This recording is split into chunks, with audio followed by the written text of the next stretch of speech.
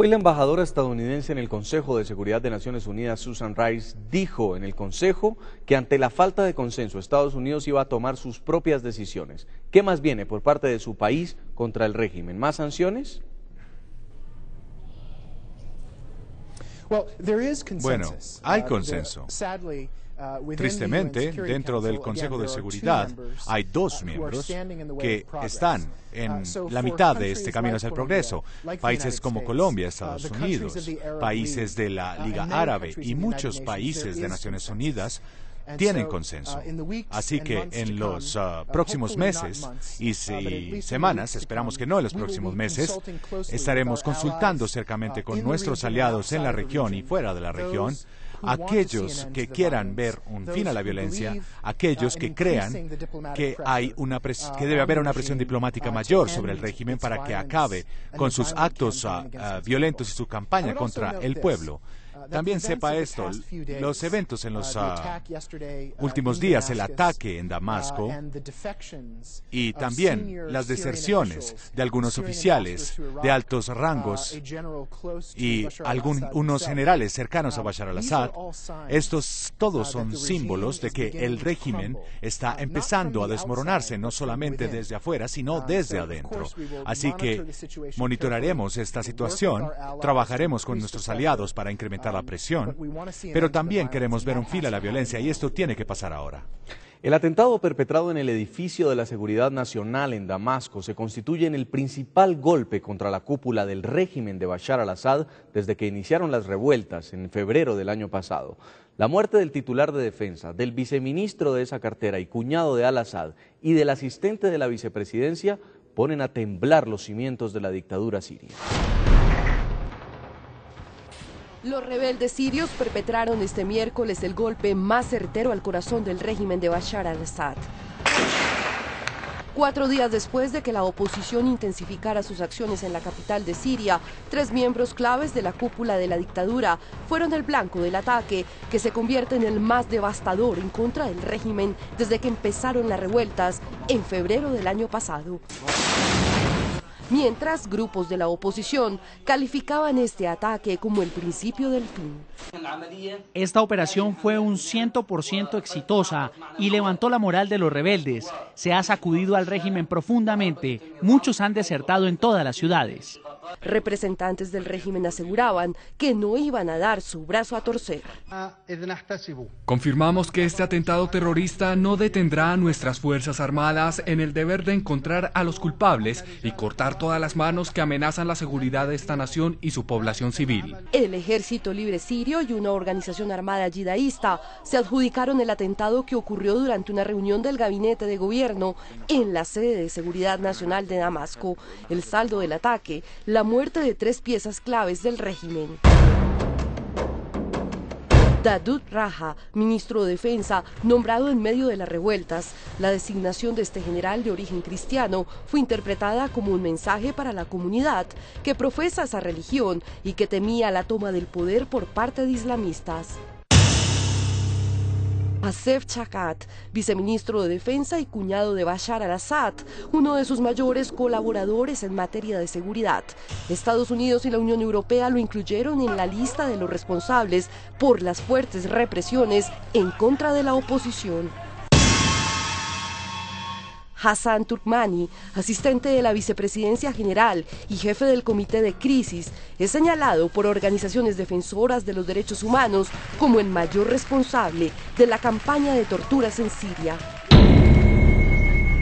Y tal como lo prometió el nuevo ministro de Defensa, Fahad Yassin al-Freik, la persecución a los rebeldes se recrudeció aún más y el Observatorio Sirio de los Derechos Humanos reportó que solo este miércoles 48 civiles y 18 rebeldes entraron ayer a ser parte de la interminable lista que ha cobrado esta lucha que inició la oposición hace 17 meses. Señor presidente, ¿cómo poner fin a la violencia en Siria y evitar un mayor deterioro de la situación, como usted nos lo está contando, si estas diferencias entre los países que conforman el Consejo de Seguridad parecen irreconciliables?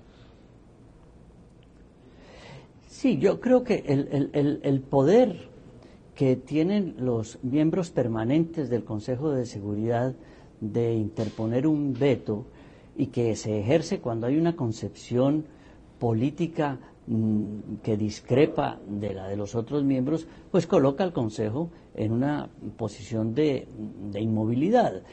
Aquí ya lo que tenemos que apelar es a un sentido de humanidad en que la comunidad internacional continúa haciendo una presión sobre el gobierno de Assad para que este derramamiento de sangre cese.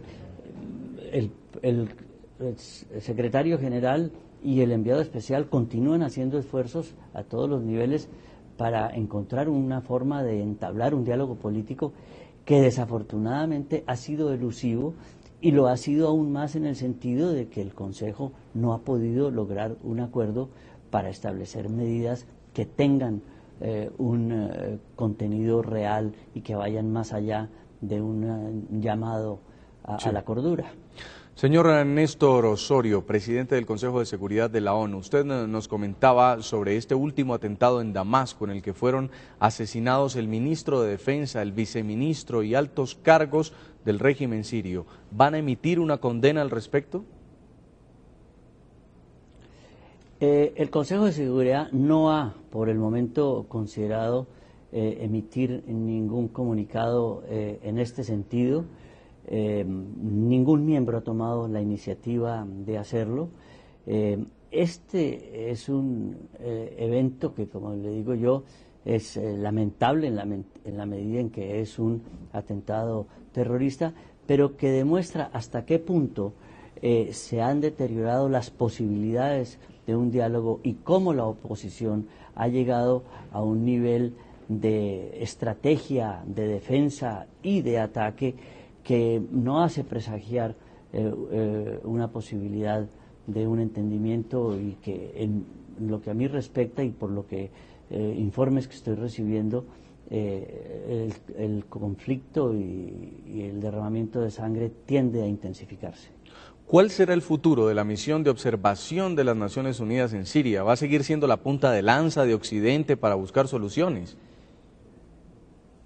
Es decir, la misión fue creada con un propósito de estímulo y de apoyo a la posibilidad de un desenlace político y su principal labor consistía en, después de los llamados hechos por el enviado especial Kofi Annan al presidente Assad, de que retirara los tanques de las calles, de que retirara el uso de artillería pesada y de helicópteros en ataques a la población civil, estos observadores pudieran constatar e indicar que la situación podría volver a la normalidad. Pero su seguridad personal y su capacidad de operar llegó a tal riesgo que ante algunos llamados de miembros del Consejo de Seguridad en los cuales Colombia participó y la apreciación que el general Mood, que es el comandante general de esas fuerzas, recomendó, decidió retirar de la calle y de la observación a estos observadores, puesto que su seguridad personal corría grave peligro. En este momento, después de haberse vetado la resolución que contenía en su cuerpo la prórroga de la misión de las Naciones Unidas, voy a realizar unas consultas con los representantes permanentes, con los embajadores, para establecer en qué medida podemos mantener esa misión de observación en Siria con las debidas precauciones y el debido cuidado para proteger sus vidas por un tiempo limitado, sí, que nos permita el espacio para establecer, de acuerdo a la evolución que tengan los hechos en los próximos días, cuál sería el futuro de esa misión, sí, si sí es necesaria y si lo es, con qué componente político y con qué componente militar. Porque parece que sobre este punto sí están de acuerdo ambas partes. Rusia también preparaba una resolución donde lo que proponía era extender por unos meses el periodo de la misión de observación. Es decir, ambas partes están de acuerdo en que continúen los observadores. Sí, en general hay acuerdo en que entre hoy y mañana decidamos, porque mañana vence el término para el cual fue creada esa misión, que era de 3 meses, y hay acuerdo en que la prorroguemos, pero ha surgido una diferencia entre algunos de los miembros respecto a si simplemente se dice que continúa con el mismo mandato que traía, es decir, lo que se llama una continuación técnica de la misión, o si se agregan algunos componentes nuevos que para algunos ello implica una calificación política. O sea que esa es la negociación que voy a tratar de articular en las próximas horas. ¿Y qué tipo de componentes, señor presidente, como para ilustrar?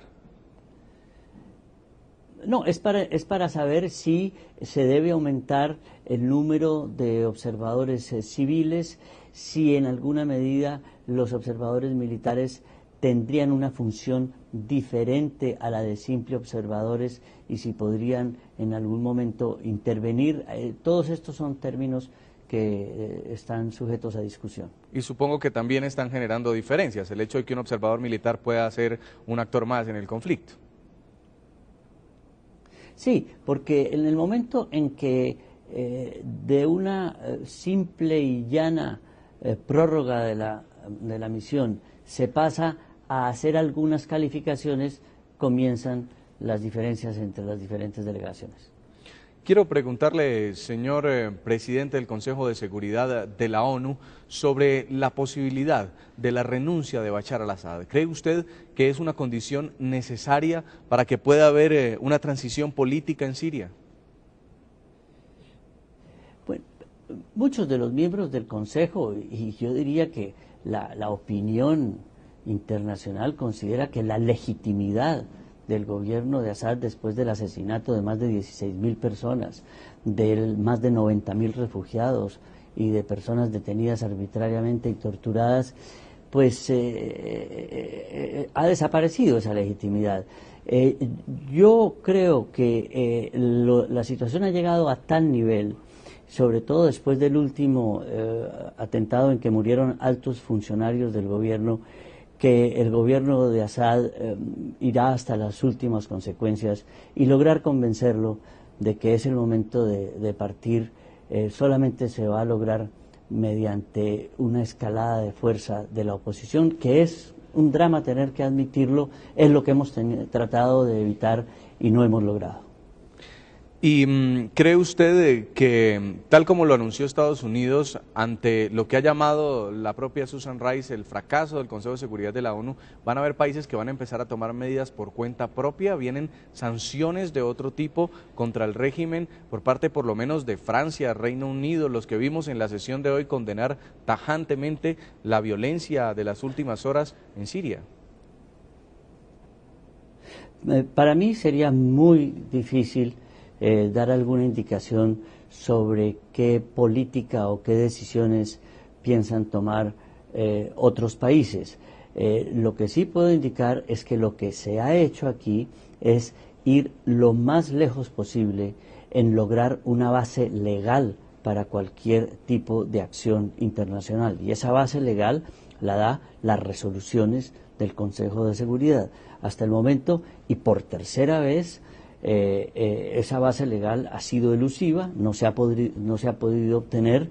En nuestra intervención en la capacidad nacional de representante de Colombia, indicamos que nos frustraba muchísimo este resultado, sobre todo después de tantos días y semanas de búsqueda de una solución, pero que ello no nos desanimaba a continuar incentivando y buscando una solución diplomática que excluya de esa manera intervenciones militares y nueva presencia que va a causar mayores estragos en la región.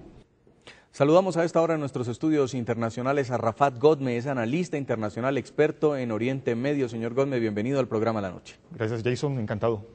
Tras este atentado a la cúpula de seguridad del régimen, la violencia se recrudece en Siria. Son 17 meses de violencia. ¿Cree usted que la comunidad internacional pueda llegar a un acuerdo o va a seguir siendo simplemente un testigo impotente de los hechos?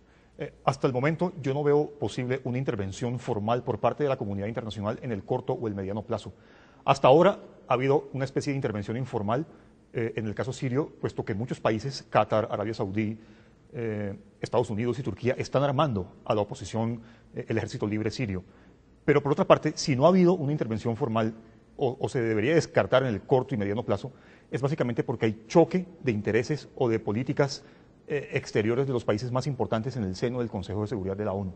Por una parte, el bloque occidental liderado por Estados Unidos y el bloque liderado por Rusia y China, en el cual todas las potencias, digamos, todos deberíamos estar de acuerdo con la posición de Estados Unidos y sus aliados en el sentido de que se debería parar la masacre en Siria. Ciertamente deberíamos estar de acuerdo con ese punto, pero por otra parte también podríamos estar de acuerdo en que la posición rusa y China en cuanto a que se debería respetar el principio sagrado de la soberanía es también un punto que deberíamos aceptar. Pero más allá de esto, tanto la posición norteamericana como la posición rusa y China, más allá de esto, refleja puro y simple cinismo, porque por una parte Estados Unidos simplemente quiere intervenir directamente para colocar un régimen, digamos, proclive a los intereses norteamericanos en la región. Ya lo hizo en Libia, lo quiere hacer en Siria y después de ello seguramente vendría Irán.